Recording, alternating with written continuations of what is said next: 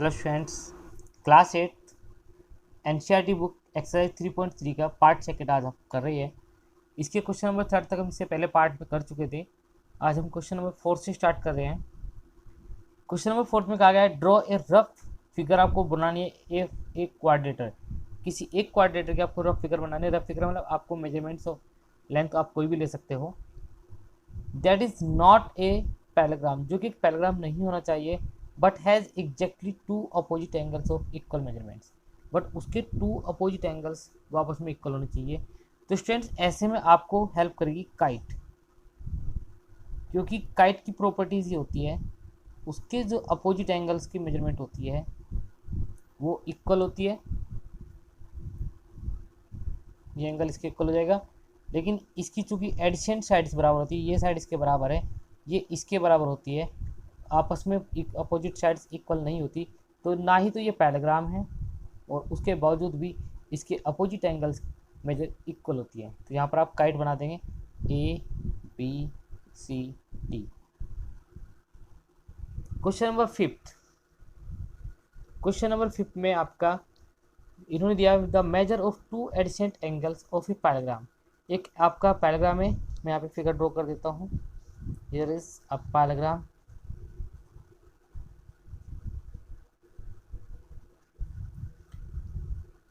इसकी जो adjacent angles है ए बी सी डी, उनका रेशियो है 3:2। तो लेट मान लेते हैं यहाँ पे angle A ratio angle B, क्योंकि एंगल ए और बी भी एडिसेंट है। आप चाहे तो बी सी ले सकते हैं, आप चाहे तो सी डी ले सकते हैं, डी ए भी ले सकते हैं।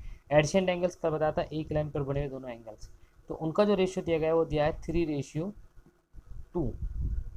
मान लीजिए let angle A equal to 3x and angle B equal to 2x। तो जो सम ऑफ एडजेसेंट एंगल्स होता है ऑफ पैराग्राम, जिसकी प्रॉपर्टी जब मैंने आपको बताई थी लास्ट वीडियो में, इक्वल टू होता है 180।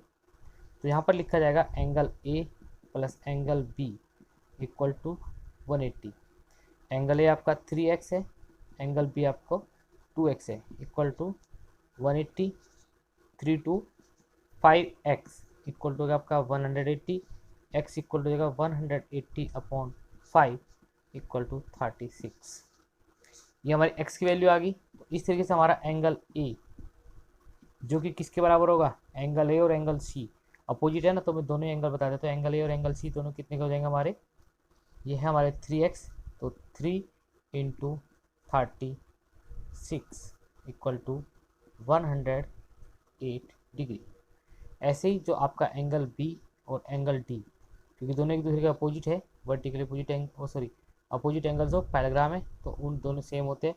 तो angle B equal to angle D equal to आपका 2x, 2 into 36 equal to 72 degree. तो इस तरीके से हमारे इस पैराग्राम के ऑल 4 एंगल्स हमने निकाल दिए। इसके बाद आपसे क्वेश्चन नंबर 6। क्वेश्चन नंबर 6 में आपको दिया गया है two adjacent angles of a parallelogram are have equal measurements. दोनों की इक्वल मेजरमेंट्स है, तो ईच एंगल बताइए आप कितने का होगा। तो यहाँ पर एक फिगर आपको दी गई है, ए बी सी डी में एक पैराग्राम बनाया हुआ है। उसने कहा कि measurement of adjacent angles, it means angle A equal to आपका एंगल बी के हो जाएगा।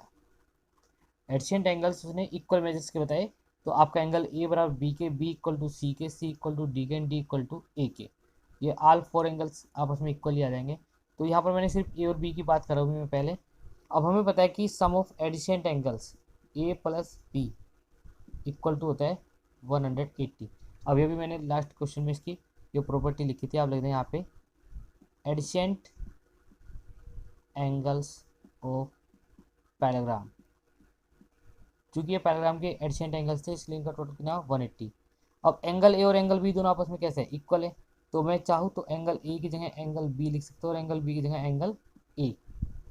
तो मैंने यहाँ पे बी को, क्योंकि बी और ए दोनों आपस में इक्वल है, तो बी को रिप्लेस कर दिया ए से।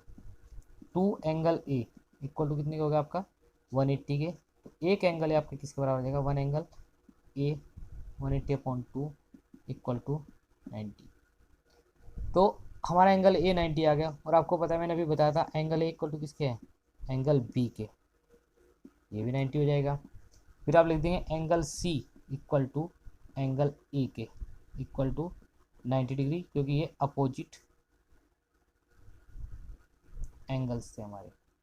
ऐसे आप लिख देंगे angle D equal to angle B equal to 90 degree, ये भी अपोजिट एंगल्स थे।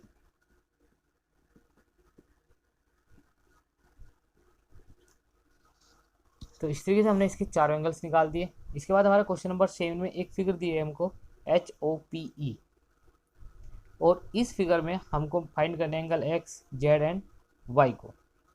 तो फर्स्ट ऑफ ऑल आप देखेंगे, आपने जब दो लाइनें पैरेलल होती है, उनको कोई तीसरी ट्रांसवर्सल लाइन काटती है, तो जो हमारे ऑल्टरनेट एंगल आते हैं, जब टू पैरेलल लाइन्स को एक ट्रांसवर्सल लाइन आकर के इंटरसेक्ट करती है, तो जो हमारे ऑल्टरनेट एंगल जैसे जेड जो जेड बनाते हैं, देखिए आप यहाँ पे देख रहे हो जेड टाइप बनते हैं ऐसे, या फिर इधर से इधर को उल्टा जेड बना देते हैं, जस्ट लाइक दिस, ये आपस में इक्वल होते हैं।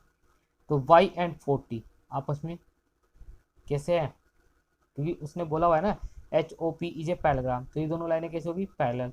तो ये हमारे ये y and 40, y equal to 40 because of alternate angles.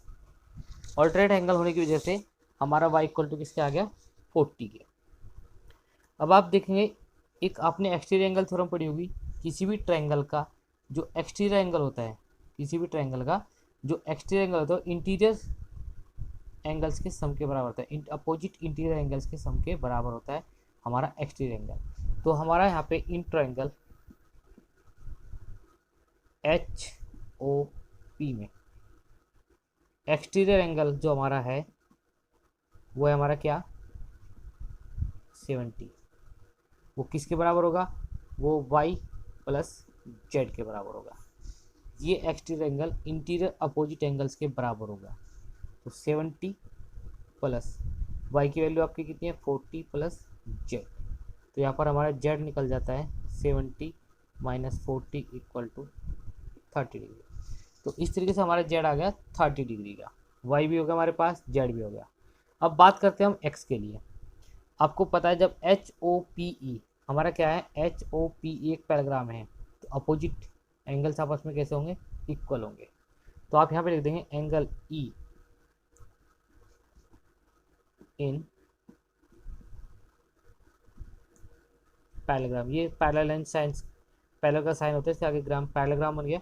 In parallelogram HOPE angle E equal to angle O equal to कितने हो जाएंगे दोनों, x के। जब ये x का है तो ये भी आपका कितने का हो जाएगा, x का। और यहाँ पर आप देखेंगे x एंड 70 दोनों बना रहे लाइनर पेयर, तो x प्लस 70 लाइनर पेयर्स का सम होता है 180। मीन्स जब एक लाइन पर दो एंगल बनते हैं तो उनको लीनियर पेयर्स बोलते हैं, उन दोनों का सम 180 डिग्री होता है। तो यहाँ पर x एंड 70 दोनों लीनियर पेयर बना रहे हैं और इनका सम हो जाएगा 180 डिग्री। तो हम x निकाल लेंगे 180 माइनस 70, यहाँ पर आप लिख देना लाइनर पेयर। तो हमारा x इक्वल हो जाएगा 110 डिग्री। तो हमारा यहाँ पर y भी निकल गया था बिकॉज ऑफ ऑल्टरनेट की वजह से। फिर एक्सटीरियर एंगल प्रॉपर्टी से हमने सम ऑफ एक्सटीरियर एंगल्स, वो सॉरी एक्सटीरियर एंगल जो था वो सम ऑफ इंटीरियर एंगल्स के बराबर होता है, अपोजिट इंटीरियर एंगल्स के। उससे हमने यहाँ पे z निकाला था, एक्सटीरियर एंगल जो था हमारा वो अपोजिट इंटीरियर एंगल्स के बराबर रख के। फिर हमने पैराग्राफ में हमें पता था कि अपोजिट एंगल्स बराबर थे, तो angle E equal to angle O दोनों कितने हो जाएंगे, x डिग्री के। तो x plus 70 because of linear period से दोनों का टोटल 180 रखा गया, तो x इक्वल होगा 180 माइनस 70 इक्वल टू 110। तो इससे हमारे 3 एंगल्स जो हमें फाइंड करने थे x y z वो फाइंड हो गए। बाकी के क्वेश्चन स्टूडेंट्स आपको नेक्स्ट वीडियो में मिलेंगे। Thank you.